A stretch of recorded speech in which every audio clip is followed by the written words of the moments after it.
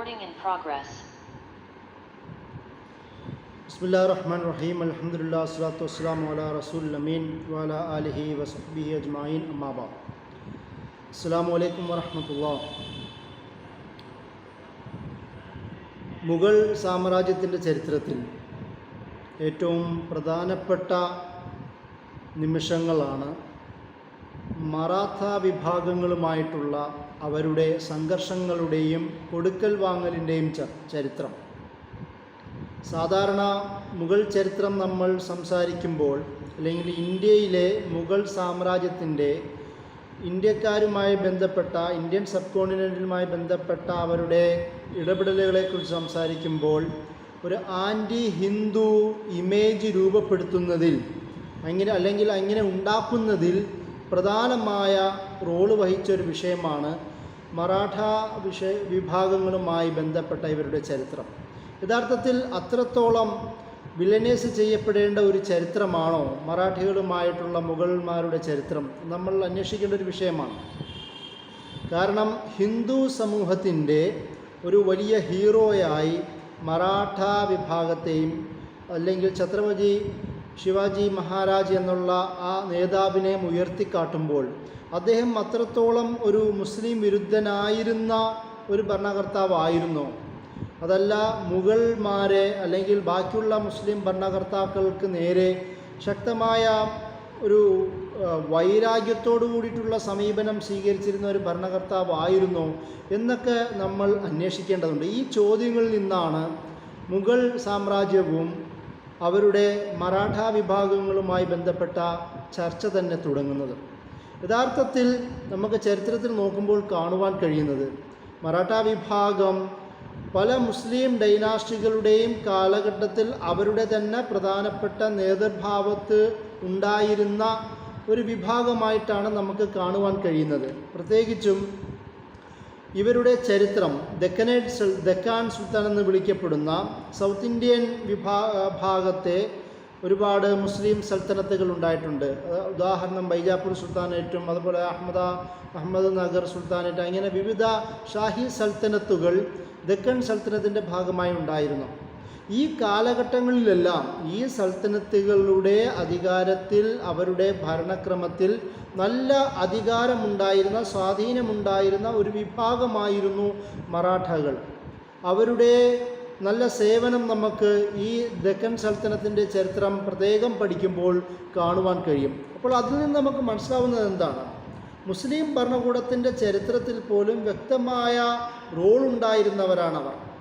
അതുപോലെ തന്നെ അവരുടെ നിലനിൽപ്പിലും അവരുടെ അധികാര വിന്യാസത്തിൽ പോലും മറാഠകൾ പ്രധാന റോള് വഹിച്ചിരുന്നു എന്ന് നമുക്ക് കാണാം. അപ്പം ഈ അധികാരക്രമത്തിൽ തന്നെ ഉണ്ടായിരുന്ന ആളുകളിൽ ഒരാളായിരുന്നു ഛത്രപതി ശിവാജി മഹാരാജ് എന്ന് പിന്നീട് സ്വയം ചക്രവർത്തിയായി മാറിയ, അല്ലെങ്കിൽ അങ്ങനെ പ്രഖ്യാപിച്ച അദ്ദേഹത്തിൻ്റെ ചരിത്രം പോലും ഇതിലൂടെയാണ്. അദ്ദേഹത്തിൻ്റെ പിതാവ് പോലും ഇതേ ബിജാപ്പൂർ സൽത്തനത്തിൻ്റെ ഭാഗമായി അവിടുത്തെ ദർബാറിൽ പ്രവർത്തിച്ച ഒരു പ്രഗത്ഭനായ ഒരു നയതന്ത്രജ്ഞനോ ഡിപ്ലോമാറ്റോ ആയിരുന്ന ഒരു മനുഷ്യനാണ്. അപ്പോൾ അത്രത്തോളം ഇവർക്ക് മുസ്ലിം ഭരണകൂടങ്ങളുമായും നല്ല ബന്ധമുണ്ട്. വേറൊരു ചരിത്രം തന്നെ നമുക്ക് നോക്കുമ്പോൾ കാണുവാൻ കഴിയുന്നത് മുഗൾ സാമ്രാജ്യത്തിൻ്റെ തന്നെ ചരിത്രത്തിൽ പലപ്പോഴും ശിവാജി അടക്കമുള്ള പല മറാഠ ഭരണകർത്താക്കളോ അല്ലെങ്കിൽ നേതാക്കന്മാരോ അവരുടെ ആവശ്യത്തിനനുസരിച്ച് മുഗളുമാരുമായിട്ട് പോലും സന്ധി സംഭാഷണങ്ങൾക്കോ ഇടപാടുകൾക്കോ ഡിപ്ലോമാറ്റിക് അല്ലെങ്കിൽ വിവിധ എൻഗേജ്മെൻറ്റുകൾക്കോ തുനിഞ്ഞതായി നമുക്ക് ചരിത്രത്തിൽ കാണുവാൻ കഴിയും. അതാണ് ഇവരുടെ തന്നെ, മറാഠകൾ തന്നെ പൊതുവായിട്ടുള്ള ഒരു ചരിത്രത്തിൻ്റെ ഒരു പ്രത്യേകത. മറാഠകൾ പ്രധാനമായും മോർസ് എന്നോ അല്ലെങ്കിൽ ഘടാജ് എന്നോ നിംബക്കർ എന്നോ വിളിക്കപ്പെടുന്ന വിവിധ ഗ്രൂപ്പുകൾ ഇവർക്കിടയിൽ ശക്തമാണ്. ഇവർ, ഞാൻ നേരത്തെ വിശദീകരിച്ചതുപോലെ, ഈ ദെക്കൻ സൽത്തനത്തിലോ അല്ലെങ്കിൽ മുഗൾ സൽത്തനത്തിൻ്റെ ഭാഗമായി തന്നെ അവിടെ ഒരു മൻസബ്ദാർ, ഉദ്യോഗസ്ഥ, അഡ്മിനിസ്ട്രേറ്റീവ് മേഖലകളിൽ ബ്യൂറോക്രസീൻ്റെ ഭാഗമായും ജോലി ചെയ്തോ അല്ലെങ്കിൽ അഡ്മിനിസ്ട്രേറ്റീവ് ഭാഗമായി ജോലി ചെയ്തോ, അങ്ങനെ ആ തരത്തിലുള്ള വിവിധ തരത്തിലുള്ള അധികാരക്രമങ്ങളിൽ അധികാരമുണ്ടായിരുന്നവരായും ചില സാഹചര്യങ്ങളിൽ അതിനേക്കാൾ മുമ്പിലും സുബേദാർ എന്ന് പറയുന്ന ഒരു പൊസിഷനിലേക്ക് പോലും അവരെത്തിയിരുന്നതായെല്ലാം മുസ്ലിം ഭരണകൂടങ്ങളെ, പ്രത്യേകിച്ച് മുഗൾ ഡൈനാസ്റ്റിയുടെ ചരിത്രത്തിൽ നമുക്ക് കാണുവാൻ കഴിയും. ഈ ഒരു ചരിത്രത്തിൻ്റെ പ്രത്യേകമായ വശം മുന്നിൽ വെച്ചുകൊണ്ടാണ് പിന്നീട് നമ്മൾ എങ്ങനെയാണ് ഈ വിഷയം വിവാദപരമായത് എന്നതിലേക്ക് നമ്മൾ ചർച്ച കൊണ്ടെത്തിക്കേണ്ടത്.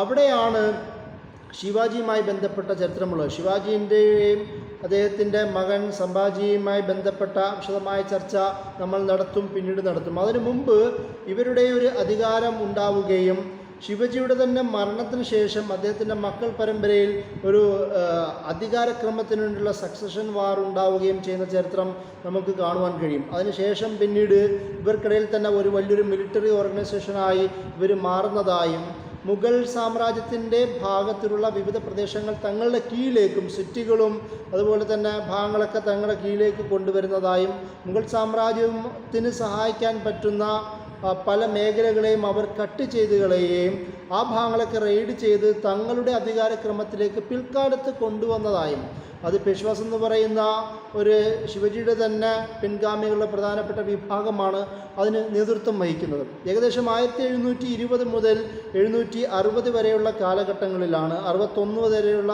കാലഘട്ടങ്ങളിൽ ഈ മറാത്ത സാമ്രാജ്യം ആ പ്രദേശം തെക്കിനെ അടക്കം മഹാരാഷ്ട്രയിലെ, ഇന്നത്തെ മഹാരാഷ്ട്രയിലെ പല ഭാഗങ്ങളും പൂനെ അടക്കമുള്ള പല ഭാഗങ്ങളും വിശാലമായി കൊണ്ടുവരാൻ 1761 വരെ അവർക്ക് സാധിച്ചതായി നമുക്ക് ചരിത്രത്തിൽ കാണാം.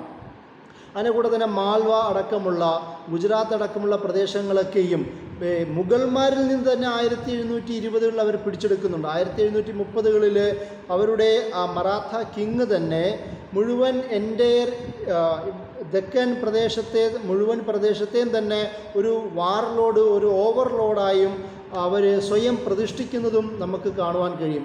ആ ഒരു സമയത്താണ് ഇവർ അതുവരെ മുഗൾ ഭാഗത്തോ അല്ലെങ്കിൽ അവിടെ ഉണ്ടായിരുന്ന വിവിധ ചെറിയ മുസ്ലിം ഡൈനാസ്റ്റികൾക്കോ ലഭിച്ചിരുന്ന ചുങ്കം, ചൗത്ത് പോലുള്ള ചുങ്കം 25% ലാൻഡ് റവന്യൂ തങ്ങളിലേക്ക് കൊണ്ടുവരാൻ അവർക്ക് ശ്രമിക്കുന്നുണ്ട്. അതുപോലെ സർദേശ് മുഖി എന്ന് പറയുന്ന 9-10% മറ്റു ഡെക്കൻ ഭാഗത്തേക്ക് വേർതിരിക്കപ്പെട്ടിരുന്ന ലാൻഡ് റവന്യൂ അതും ഈ തങ്ങളുടെ കീഴിലേക്ക് കൊണ്ടുവരുവാൻ ഈ 1730 അവർക്ക് കഴിയുന്നതായി നമുക്ക് കാണാം.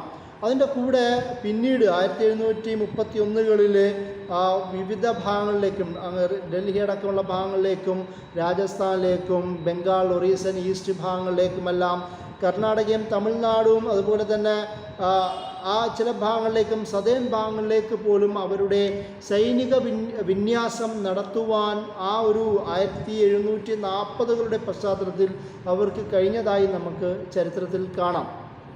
ഈ ഒരു സാഹചര്യത്തിലാണ് ഇവരുടെ മറ്റൊരു ചരിത്രപരമായ ഒരു പ്രത്യേകത ഉണ്ടാവുന്നത്.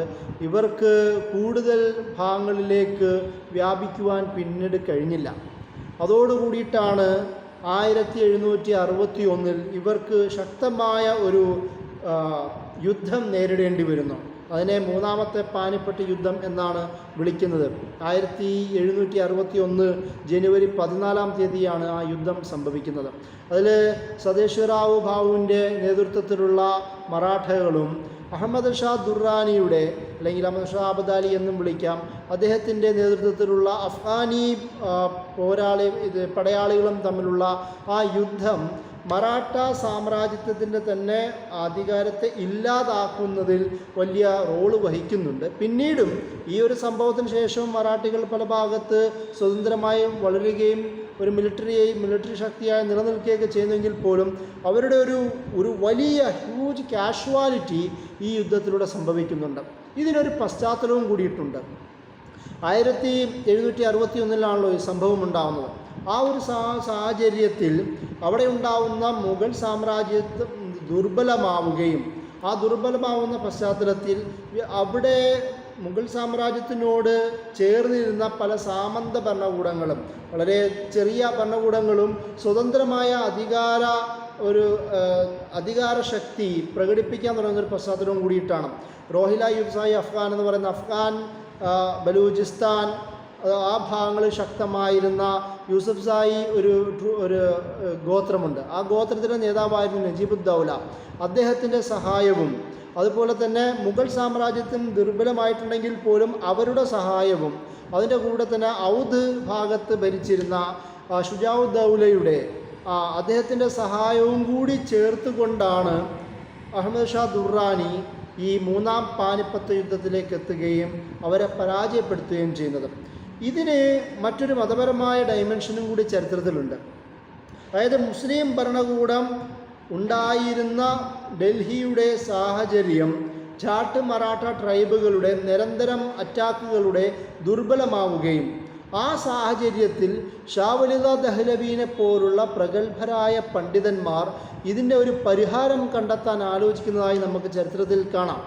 ആ ഒരു സാഹചര്യത്തിലാണ് ഷാ വലിദ ദഹ്ലവി ഈ ഷാ ദുർറാനിയെ ആബ്ദാലിയെ അദ്ദേഹം കത്തയക്കുകയും ആ കത്തിൻ്റെ ഒരു റിയാക്ഷൻ എന്നോണമാണ് അദ്ദേഹം ഇവിടെ വരുന്നതായും ഒരു ചരിത്രത്തിൽ നമുക്ക് കാണുവാൻ കഴിയും. അതായത് ഒരു മുസ്ലിം ഭരണകൂടം ഇന്ത്യയിൽ ഉണ്ടായിരിക്കെ അത് നിലനിൽക്കണമെന്ന് ആഗ്രഹിച്ച ഒരാളായിരുന്നുവെന്നും അതിൻ്റെ ഭാഗമായി ജാട്ട് മറാഠ ട്രൈബുകളെ അതിൻ്റെ ഭാഗമായി പരാജയപ്പെടുത്തിക്കൊണ്ട് മുഗൾ സാമ്രാജ്യമാണെന്നും മംലക്കത്ത് അതായത് ഒരു രാജാധിപത്യമാണെങ്കിൽ പോലും ഒരു മുസ്ലിം രാഷ്ട്രീയാധികാരം നിലനിൽക്കണമെന്ന ഷാ വലിദ ദഹ്ലവിയുടെ ആഗ്രഹമായിരുന്നു ആ കത്ത് അയക്കുന്നതിൻ്റെ പിറകിലുണ്ടായിരുന്നതായി ഒരുപാട് പണ്ഡിതന്മാർ അദ്ദേഹത്തിൻ്റെ ഷാ വലിദ ദഹ്ലവിയുടെ ചരിത്രം വിശദീകരിച്ചുകൊണ്ട് പറയുന്നുണ്ട്. ഈ ഒരു സംഭവങ്ങളൊക്കെയും അല്ലെങ്കിൽ ഷാ വലിദ ദഹ്ലവിയുടെ പരിഷ്കരണ പ്രവർത്തനങ്ങൾ, അദ്ദേഹത്തിൻ്റെ സാമൂഹ്യ വിമർശനം, ഭരണകർത്താക്കളുമായിട്ടുള്ള അദ്ദേഹത്തിൻ്റെ നിലപാടുകൾ, ദൈവശാസ്ത്രപരമായിട്ടുള്ള അദ്ദേഹത്തിൻ്റെ പരിഷ്കാര പ്രവർത്തനങ്ങളൊക്കെയും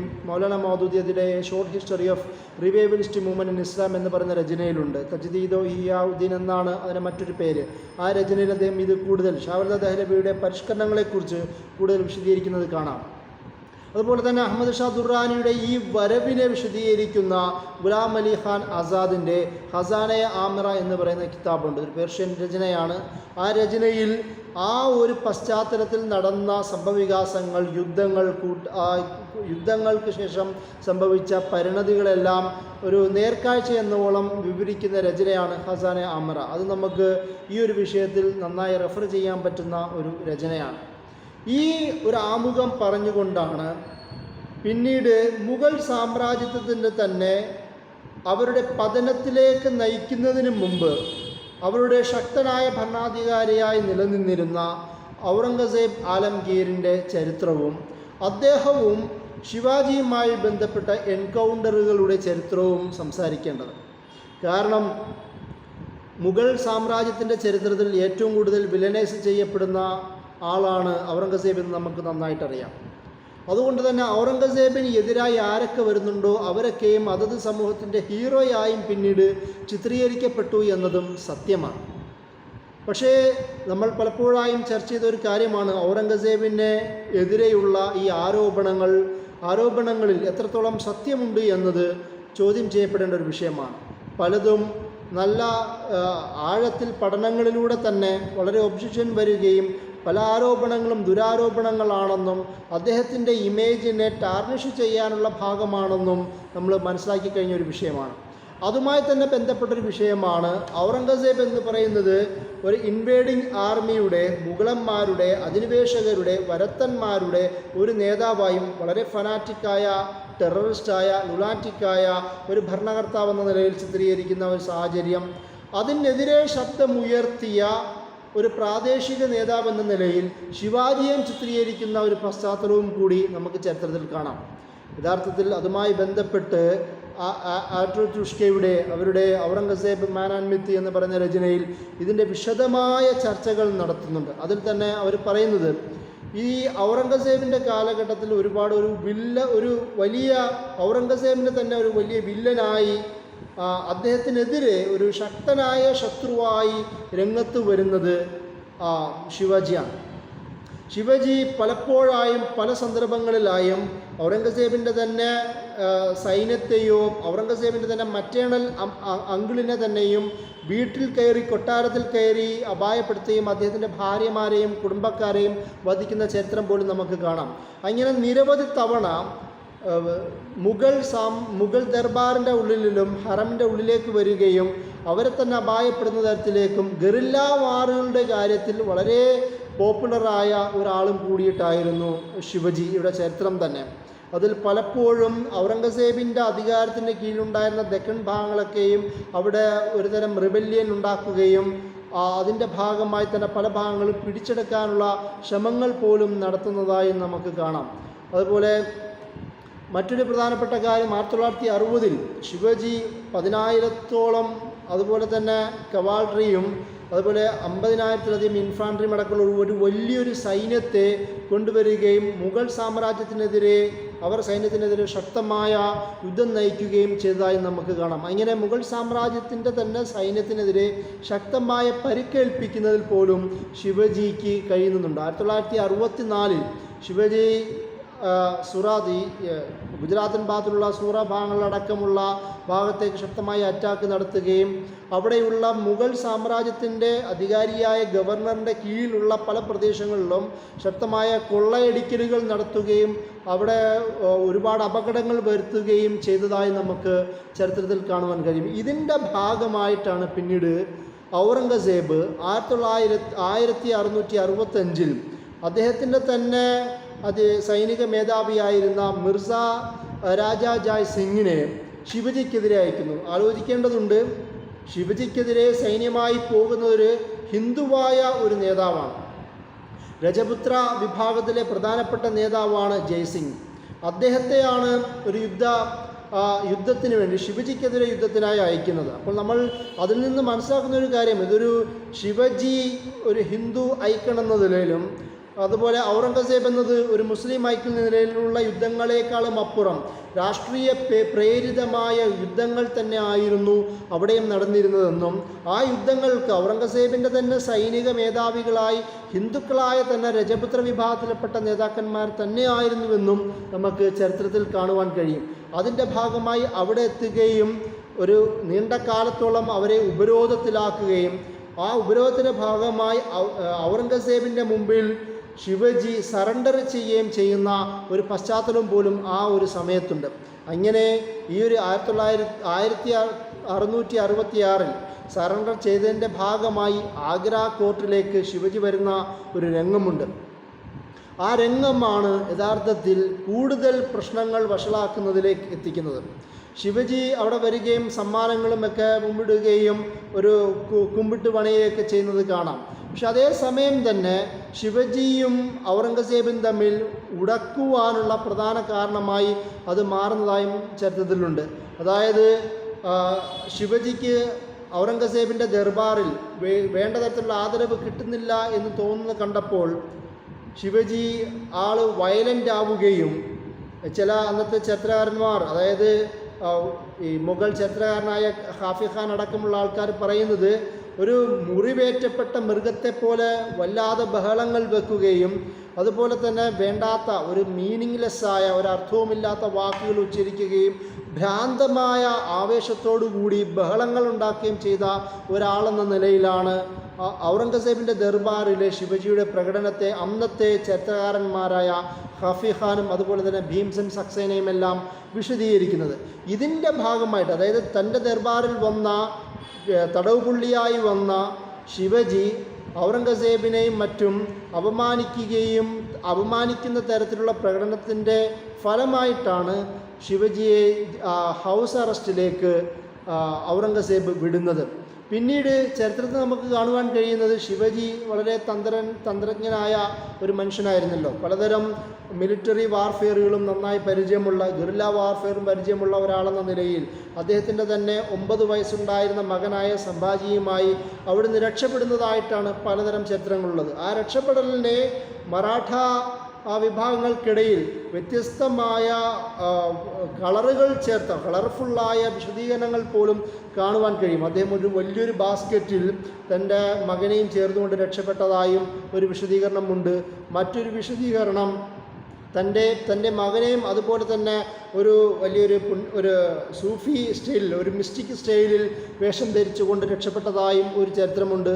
മറ്റൊരു ചരിത്രകാരൻ പറയുന്നത് അദ്ദേഹം ഒരു ബ്രാഹ്മണനായ ഒരാളുടെ ഭാര്യയുടെ രീതിയിൽ വസ്ത്രം ധരിച്ചുകൊണ്ട് ഇങ്ങനെ മുഗൾ ഭാഗത്തു നിന്ന് രക്ഷപ്പെട്ട ചരിത്രവും, ഇങ്ങനെ പലതരത്തിലുള്ള ചരിത്രം ശിവജിയുടെ രക്ഷപ്പെടലുമായി ബന്ധപ്പെട്ട് നമുക്ക് കാണുവാൻ കഴിയും. അതായത് ചുരുക്കി പറഞ്ഞാൽ മുഗൾ ദർബാറിൽ നിന്നും, മുഗൾ കാരാഗ്രഹത്തിൽ നിന്നും ശിവജി രക്ഷപ്പെടുകയും ആ രക്ഷപ്പെടൽ പിന്നീട് മുഗൾ സാമ്രാജ്യത്തിനെതിരെയുള്ള ശിവജിയുടെ അറ്റാക്ക് അധികരിപ്പിക്കുവാൻ കാരണമാവുകയും ചെയ്തു എന്നാണ് നമുക്ക് പിന്നീട് കാണുവാൻ കഴിയുന്നത്. ശിവജി അവിടെ പോവുകയും അദ്ദേഹം തൻ്റേതായ ഒരു സാമ്രാജ്യം രൂപീകരിക്കുകയും സ്ഥാപിക്കുകയും സ്വയം ചക്രവർത്തിയായി പ്രഖ്യാപിക്കുകയും അതോടുകൂടി തൻ്റെ കീഴിലുണ്ടായിരുന്ന പേർഷ്യൻ അറബിക് സാന്നിധ്യവും സ്വാധീനവും എല്ലാം എടുത്തു മാറ്റുകയും അദ്ദേഹത്തിൻ്റെ തന്നെ ഭാഷ അവിടെ നടപ്പിലാക്കാൻ ശ്രമിക്കുകയും ചെയ്തു എന്നും കൂടി നമുക്ക് കാണുവാൻ കഴിയും. മറ്റൊരു പോയിന്റ് ശിവജിയുടെ സ്വഭാവവുമായി ബന്ധപ്പെട്ട് ചരിത്രന്മാർ പറയുന്നത്, ശിവജി ഔറംഗസേബിൻ്റെ ദർബാറിൽ അദ്ദേഹത്തിൻ്റെ സ്വഭാവം ഇങ്ങനെ മോശമായ രീതിയിലാവുവാൻ കാരണം അദ്ദേഹം വളർന്നത് ശിവജിയുടെ മാതാവായ ജീജാബായിയുടെ കൂടെയായിട്ടായിരുന്നു. അവർക്ക് കൊട്ടാരങ്ങളോ ദർബാറുകളുമായി ബന്ധപ്പെട്ട മര്യാദകൾ അറിയാത്ത ഒരാളായിരുന്നിട്ടാണ് ആട്രുട്ടുഷ്കെ വിശദീകരിക്കുന്നത്. അതുകൊണ്ട് തന്നെയാണ് ഈ രജപുത്രന്മാരും വിവിധ ഹിന്ദു നേതാക്കന്മാരൊക്കെയുമുള്ള ദർബാറിൽ അവരെയും കൂടി അപമാനപ്പെടുത്തുന്ന തരത്തിലേക്ക് ശിവജി പെരുമാറിയത് എന്ന് ചില ചരിത്രകാരന്മാർ വിശദീകരിക്കുന്നതായി ആട്രുതുഷ്കെ വിശദീകരിക്കുന്നുണ്ട്. പിന്നീട് ഞാൻ പറഞ്ഞതുപോലെ ശിവജി അവിടുന്ന് രക്ഷപ്പെടുകയും 1670-കളിൽ സ്വന്തമായ ഒരു പ്രദേശങ്ങൾ കീഴടക്കുകയും മഹാരാഷ്ട്ര അടക്കമുള്ള ഖാൻദേശ്, ബേറാർ, ബഗലാൻ അടക്കമുള്ള വിവിധ പ്രദേശങ്ങളൊക്കെയും തൻ്റെ ഭാഗങ്ങളിലേക്ക് ചേർക്കുകയും അവിടേക്ക് റെയ്ഡ് നടക്കുകയും അവിടേക്ക് കൊള്ളയടി നടത്തുകയും ചെയ്യുന്ന ഒരു വാർലോഡായി ശിവജി മാറുന്നതും നമുക്ക് കാണുവാൻ കഴിയും. അങ്ങനെ പല ഭാഗങ്ങളിലും ആ ഒരു സംഭവത്തിന് ശേഷം തന്നെയും 1674 ഔറംഗസേബ് ആ ഭാഗത്തേക്ക് ഇവർക്കെതിരെ തന്നെ സൈന്യം അയക്കുന്നതായും നമുക്ക് കാണാം. പക്ഷെ അതേ സമയത്താണ് ശിവജി സ്വന്തമായ ഒരു ചക്രവർത്തിയായി പ്രഖ്യാപിക്കുന്നതായും വെസ്റ്റേൺ ഘട്ട്, പശ്ചിമഘട്ടത്തിൻ്റെ അടക്കമുള്ള ഭാഗങ്ങളും കൊങ്കൺ പ്രദേശങ്ങളുമെല്ലാം തൻ്റെ അധികാരത്തിൻ്റെ കീഴിലേക്ക് വരികയും അടുത്ത 6 വർഷത്തിനിടയിൽ തന്നെ അദ്ദേഹം നീണ്ട കാലം അവിടെ ഭരിക്കുകയും അതിൻ്റെ കൂടെ ഒരു വലിയ ഒരു സാമ്രാജ്യത്തിൻ്റെ തന്നെ അധിപതിയായി മാറുന്ന തരത്തിലേക്ക് ശിവജി മാറുന്നതായി നമുക്ക് കാണാം.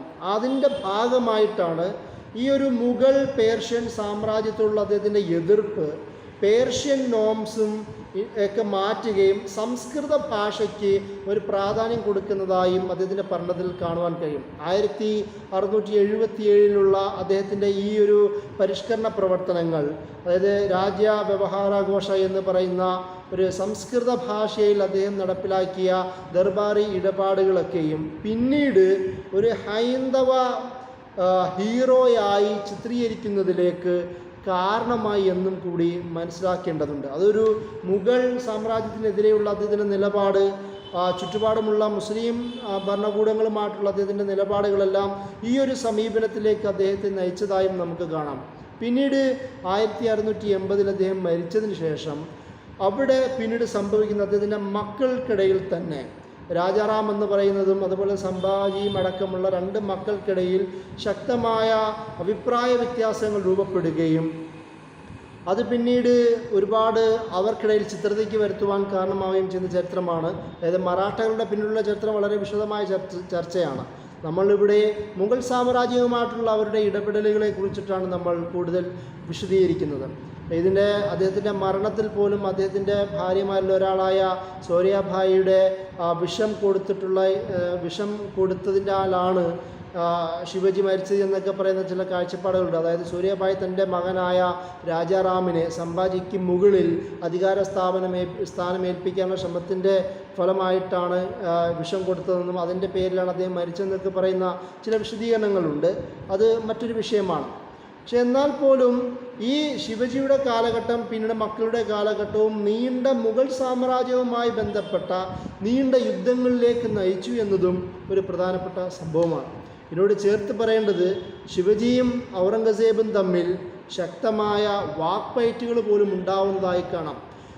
ഔറംഗസേബിനെ ശിവജി കുംഭകർണൻ എന്ന് വിളിക്കപ്പെടുന്ന ഒരു വലിയൊരു ഭീകരനായ രാക്ഷസനായ ഒരു മഹാഭാരത രാമായണ കഥകളിലെ ഹിന്ദു എപ്പിക്കുകളിലെ ഒരു കഥാപാത്രമാണ് കുംഭകർണൻ.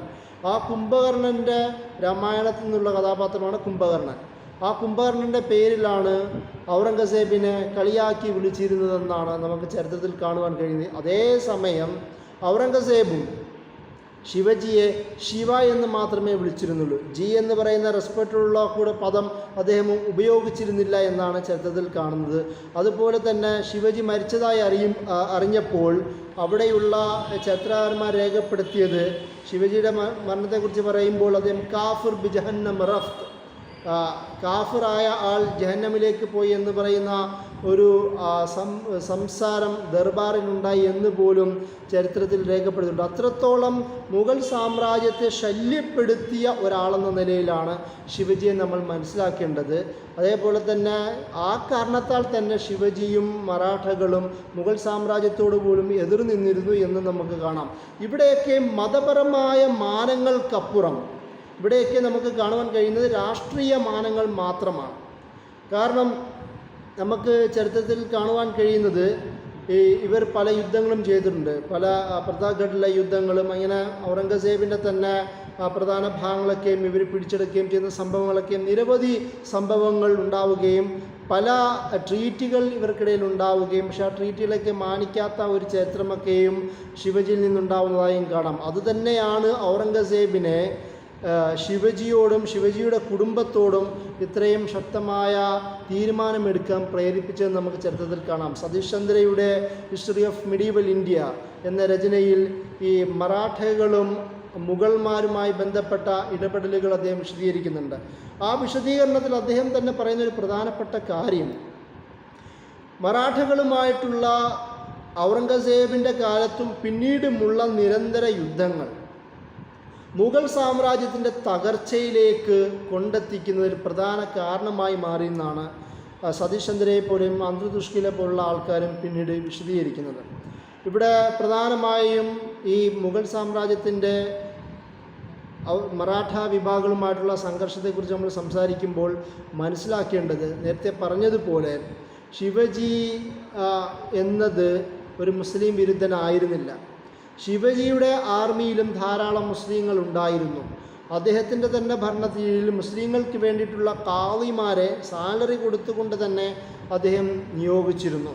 അദ്ദേഹത്തിൻ്റെ പ്രധാനപ്പെട്ട മിലിറ്ററി കമാൻഡർമാരിൽ മുഖ്യ റോളുകളിൽ മുസ്ലിങ്ങളും ഉണ്ടായിരുന്നു. നമ്മൾ മനസ്സിലാക്കേണ്ടത് ശിവജി എന്ന് പറയുന്ന ഒരു മുസ്ലിം വിരുദ്ധ കഥാപാത്രമായി ചിത്രീകരിക്കേണ്ട ആവശ്യവുമില്ല എന്നാണ് ചരിത്രത്തിൽ തന്നെ കാണുവാൻ കഴിയുന്നത്. പൊളിറ്റിക്കൽ റീസണുകളിൽ അവിടെ ഉണ്ടായിരുന്ന വിവിധ ഭരണകൂടങ്ങളുമായിട്ടുള്ള കോൺഫ്ലിക്റ്റുകൾ ഉണ്ടാവും, അത് സ്വാഭാവികം മാത്രമാണ്. അതിനേക്കാളും അപ്പുറം അതിനൊരു മതകീയ വർണ്ണം കൊടുക്കുന്നത് അത് ഒരു ചരിത്രത്തോടുള്ള അനീതിയാണ് എന്ന് നമ്മൾ മനസ്സിലാക്കേണ്ടതുണ്ട്. അതുപോലെ തന്നെ ഔറംഗസേബും അതേസമയം തന്നെ അദ്ദേഹത്തിൻ്റെ ഭരണ നേതൃത്വത്തിൽ ധാരാളം ഹിന്ദുക്കൾ ഉണ്ടായിരുന്നു എന്ന് നമുക്ക് മുൻകാല ചർച്ചകളിൽ നമ്മൾ മനസ്സിലാക്കിയ കാര്യമാണ്. നേരത്തെ നമ്മൾ പറഞ്ഞതുപോലെ ശിവജിക്കെതിരെ യുദ്ധം ചെയ്യുവാൻ പോലും ഔറംഗസേബ് അയക്കുന്നത് ജയ്സിംഗ് എന്ന് പറയുന്ന രജപുത്രനായ നേതാവിനെയാണ്. അപ്പം ഈ രണ്ട് കാര്യങ്ങൾ വെച്ച് നോക്കുമ്പോൾ ഒരു മുസ്ലിം അധികാരത്തെയും അധികാരപ്രമേയത്തെയും എതിർക്കുന്ന ഒരു ചിത്രം ഉണ്ടാക്കുന്നതും അതിന് നേതാവായി ശിവജിയെ ചിത്രീകരിക്കുന്നതും അപകടകരമായ കാര്യമായിട്ടാണ് നമ്മൾ എപ്പോഴും മനസ്സിലാക്കേണ്ടത്. പിന്നീട് ഒരുപക്ഷെ മറാഠയുമായി ബന്ധപ്പെട്ട ഏറ്റവും കൂടുതൽ വിവാദപരമായ ഒരു നടപടി ഉണ്ടാവുന്നത് അത് ശിവജിയുടെ മകനായ സംഭാജിയുമായി ബന്ധപ്പെട്ട സംഭവത്തിലാണ്.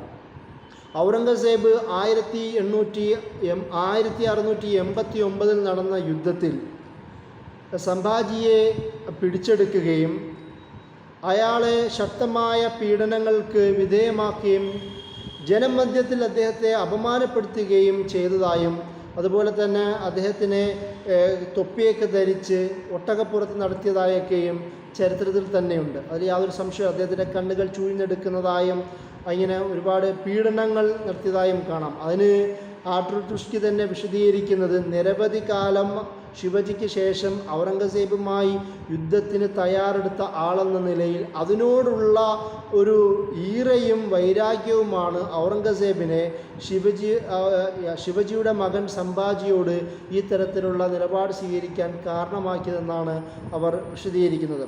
കാരണം ഒരിക്കലും അദ്ദേഹത്തിൻ്റെ അധികാരത്തെ, ഔറംഗസേബിൻ്റെ തന്നെ കുടുംബക്കാരായ ആൾക്കാർ പോലും അദ്ദേഹത്തിൻ്റെ അധികാരത്തെ വെല്ലുവിളിച്ചുകൊണ്ട് പലപ്പോഴും ഒരു അധികാരം പിടിച്ചെടുക്കാനുള്ള ശ്രമം നടക്കുമ്പോൾ അവർക്കെതിരെ ശക്തമായ നിയമ നടപടി സ്വീകരിച്ച ആളാണ് ഔറംഗസേബ്. അതുപോലെ തന്നെ ആവുമ്പോൾ അദ്ദേഹത്തിൻ്റെ അധികാരത്തെ വെല്ലുവിളിക്കുന്ന ആരുണ്ടാകുമ്പോൾ അതിലൊന്നും ഡിപ്ലോമസി മുന്നിൽ വെക്കാത്ത ആളായിട്ടാണ് ഔറംഗസേബിൻ്റെ ചരിത്രത്തിലുള്ളത്. സ്വാഭാവികമായും സംഭാജിയും ഇതേപോലെ തന്നെ നിരന്തരം ഔറംഗസേബുമായി യുദ്ധം ചെയ്ത ഒരാളെന്ന നിലയിൽ അത്രത്തോളം വളരെ ശക്തമായ, വളരെ ഭീകരമായ ശിക്ഷ തന്നെയാണ് അദ്ദേഹത്തിന് കൊടുത്തതെന്നും നമുക്ക് ചരിത്രത്തിൽ കാണാം. അദ്ദേഹത്തിൻ്റെ ശവശരീരം പട്ടികൾക്ക് കൊടുത്തുവെന്നും തലയിൽ സ്റ്റഫുകൾ നിറച്ചുകൊണ്ട് ഒരു അമ്പിൽ കുത്തി നാട്ടുകാരെ കാണിക്കാൻ ശ്രമിച്ചുവെന്നും അത് ഡൽഹി ഗേറ്റ്സിൻ്റെ മുമ്പിൽ പ്രദർശിപ്പിച്ചുവെന്നൊക്കെയാണ് ആർട്ടുഷ്കി അടക്കമുള്ള ചരിത്രകാരന്മാർ വിശദീകരിക്കുന്നത്. അപ്പോൾ കാരണം അത്രത്തോളം ഒരു വൈരാഗ്യം ഔറംഗസേബിന് ശിവജിയുടെ കുടുംബക്കാരോടുണ്ടായി എന്നാണ് ആ സംഭവത്തിൽ നിന്ന് നമുക്ക് മനസ്സിലാക്കാൻ കഴിയുന്നത്. ഇത് ആണ് ഞാൻ നേരത്തെ പറഞ്ഞതുപോലെ മുഗൾ സാമ്രാജ്യത്തിൻ്റെ തകർച്ചയിലേക്ക് നയിച്ച പ്രധാനപ്പെട്ട കാരണങ്ങളിലൊന്ന്. അതായത് ജാട്ട് മറാഠ ട്രൈബുകളുമായിട്ടുള്ള നിരവധി യുദ്ധങ്ങൾ ഒരു പ്രധാന കാരണമായി മാറുന്നു. ഇതിൻ്റെ ഇടയിൽ തന്നെ ഔറംഗസേബിന് ശേഷം വിവിധ ഭരണകർത്താക്കൾ വരികയാണെങ്കിൽ പോലും അവർക്കൊന്നും മുഗൾ സാമ്രാജ്യത്തെ അതേപടി നിലനിർത്താൻ കഴിഞ്ഞില്ല എന്നതുകൊണ്ട് വിവിധ മുസ്ലിം ഭരണകൂടങ്ങൾ അവിടെ രൂപപ്പെടുകയും അവിടെ സാമ്രാജ്യം തന്നെ ഡിസിൻറ്റഗ്രേറ്റഡായി, അത് ഒരു സെൻട്രലൈസ്ഡ് ആയ ഒരു പവറിൽ നിന്ന് മാറുകയും വിവിധ ഭരണകൂടങ്ങൾ രൂപപ്പെടുകയും ചെയ്തൊരു പശ്ചാത്തലം കൂടെ ഉണ്ടാവുന്നു. അതുപോലെ തന്നെ ഡെക്കാൻ ഭാഗത്തേക്ക് വരികയും അതും കൂടി തൻ്റെ കീഴിൽ അകപ്പെടുത്തണമെന്ന ഔറംഗസേബിൻ്റെയൊക്കെയുള്ളൊരു ആഗ്രഹം ഒരു പക്ഷേ ഈ ഒരു തകർച്ചയിലേക്ക് നയിച്ച മറ്റൊരു കാരണവും കൂടിയിട്ടാണ്. അതിനൊക്കെയും ഒരു പ്രധാന പ്രതിബന്ധമായി നിന്നത് മറാഠികൾ തന്നെയാണ് എന്നുള്ളത് ചരിത്രത്തിലുണ്ട്. അപ്പോൾ ഈ ചരിത്രം നമ്മൾ പഠിക്കുമ്പോൾ നേരത്തെ പറഞ്ഞതുപോലെ നമ്മൾ മനസ്സിലാക്കേണ്ട ഒരു വിഷയം, ഇതൊരു ഹിന്ദു മുസ്ലിം കോൺഫ്ലിക്റ്റ് ആയിരുന്നില്ല. ഇതൊരു രാഷ്ട്രീയ പ്രശ്നവും അധികാരത്തിന് വേണ്ടിയിട്ടുള്ള മത്സര്യവും കൂടിയിട്ടായിരുന്നു. അതിൻ്റെ ഇടയിൽ സംഭവിച്ച വളരെ ദുരന്തപൂർണമായ സംഭവങ്ങളാണ് മുഗൾ മറാഠ ബന്ധത്തെ കൂടുതൽ വഷളാക്കിയത്. അതുതന്നെയാണ് മുഗൾ സാമ്രാജ്യത്തിൻ്റെ പതനത്തിലേക്ക് എത്തിച്ച പ്രധാനപ്പെട്ട കാരണങ്ങളിലൊന്നും. ഇത് നമ്മുടെ മനസ്സിലുണ്ടാവുക എന്നുള്ളതാണ് ഈ ക്ലാസ്സിൻ്റെ പ്രധാനപ്പെട്ട ലക്ഷ്യം. അസ്സലാമു അലൈക്കും വറഹ്മത്തുള്ളാഹി.